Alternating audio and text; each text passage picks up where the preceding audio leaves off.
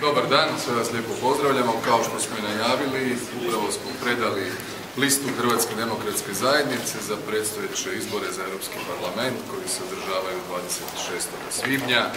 Hrvatska demokratska zajednica odabrala je izrazito snažnu i kvalitetnu listu kandidatkinja i kandidata na kojoj se nalaze i dvije aktualne zastupnice u Europskom parlamentu, troje zastupnika u Hrvatskom saboru, dva izrazito uspješna i aktivna župana Šibensko-kninske županije i Brodsko-posavske županije, te još četvero kandidata koji su sjajni u svojim karijerama, područjima kojima se bave. Svako od njih je izrazito verziran u europskim politikama.